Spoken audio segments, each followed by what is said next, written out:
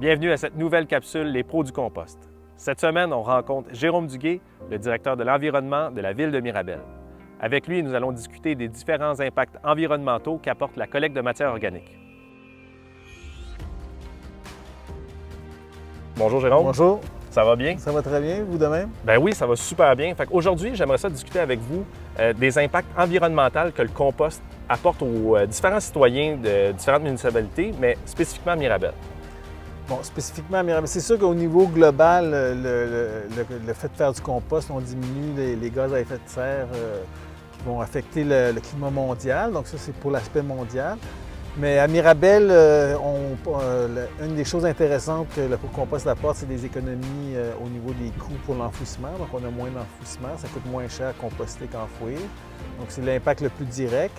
On a aussi une remise de compost une fois par année à Mirabel qui a lieu le 2 juin cette année à l'ensemble des citoyens.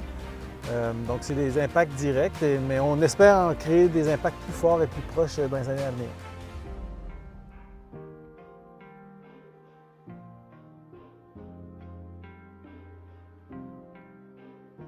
Super. Puis, dans le fond, on sait que c'est assez simple composter. Dans le fond, on prend la matière, on la met dans le bac brun. Qu'est-ce qui se passe après avec la matière? Où est-ce qu'elle va? Puis comment est-ce qu'elle est transformée pour que, justement, je puisse récupérer le compost le 2 juin? OK, donc, présentement, la matière est récupérée dans les camions qui la collectent. Après ça, elle est transportée jusqu'à Brownsburg, qui est une petite ville à côté de la chute, où est-ce qu'elle est compostée chez Mironor, une entreprise qui s'appelle Mironor, qui fait du compostage par andin à ciel ouvert. Donc, ce compost-là est traité. Après ça, il est tamisé pour enlever les impuretés. Et il est revendu, si vous voulez, aux pépiniéristes ou aux agriculteurs ou aux villes qui veulent en donner à leurs citoyens.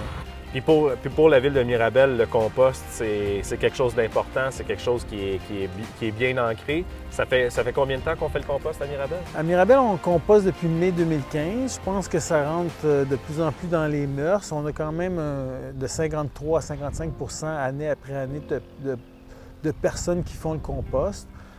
Plutôt non, de personnes qui sortent leur bac au moment où est-ce qu'on où est-ce qu'on fait nos statistiques. Donc, il y a peut-être des gens qui ne sortent pas leur bac à chaque semaine. Puis je vous dis, s'il y a différents niveaux d'utilisation du bac brun aussi, chacun peut idéalement, c'est le faire totalement, enlever complètement la matière organique. Mais si déjà les gens sont capables de composter leur matière résiduelle, leurs branches, leurs déchets de plate-bande, c'est déjà un début. Après ça, s'ils sont capables de composter aussi leurs déchets végétaux, ça aide beaucoup. Puis ultimement, la viande. Donc, il y a différents niveaux de participation. Tous les niveaux sont bienvenus. Puis, mais éventuellement, il faut tendre vers une utilisation complète là, pour ne plus envoyer de matière organique en déchets ultimes qui sont juste des désagréments pour l'enfouissement et pour l'environnement. Autant pour la contamination qu'un site d'enfouissement a créé, et les nuisances, odeurs, poussière, que pour la perte là, de matière organique. OK. Fait qu'idéalement, la personne va mettre tous ses restants de table, tous les rognures, puis à la limite, pas de gazon? Non, nous, à Mirabel, on accepte tout. On accepte tout ce qui est organique. Donc, Kleenex, essuie-tout, petites branches de buisson, déchets de table, carcasses de poulet, excréments de chien, petits copeaux de bois, cendres. Donc, tout ce qui est organique est compostable. C'est accepté à Mirabel. Il y a certaines villes qui refusent certains items comme les gazons parce que ceux qui vont en biométhanisation, le gazon, les feuilles, ça n'a pas un potentiel méthanogène très fort. Donc, les autres ont exclu ces matières-là de leur bac brun. Mais nous, étant donné qu'on fait du compostage, on prend tout ce qui est organique. Puis pour Mirabel, est-ce qu'à un moment donné, on va avoir notre centre de compost ou est-ce qu'on va pouvoir faire... On a tellement des terres agricoles ici, je ne peux pas croire qu'on ne peut pas composter in situ. Oui, Mirabel aimerait bien développer un centre de compostage pour l'ensemble des Basses-Laurentides. On a déjà une espèce de fédération, d'association qui s'est faite avec différentes municipalités environnantes pour justement explorer l'avenue d'avoir un centre de compostage pour l'ensemble des matières produites par les municipalités.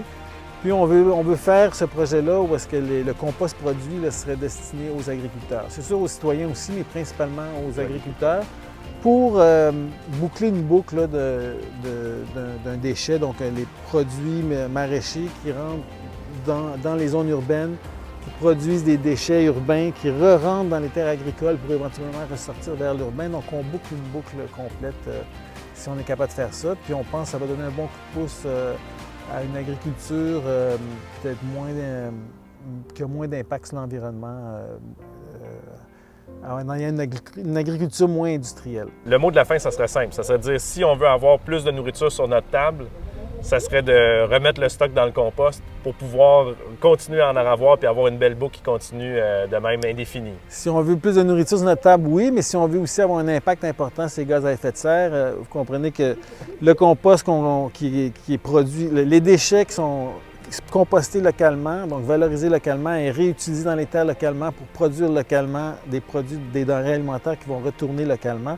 Bon, on élimine aussi beaucoup de gaz à effet de serre qui seraient venus par le transport des matériels ou par l'achat d'engrais qui sont faits à base de produits pétroliers, donc qui sont des grands émettrices de gaz à effet de serre.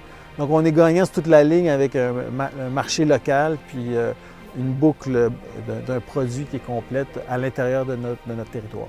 Bon, ben écoute, vous l'avez entendu, un autre pro du compost, Jérôme Duguay. Merci. Merci beaucoup. Passez une bonne journée. Ça fait plaisir.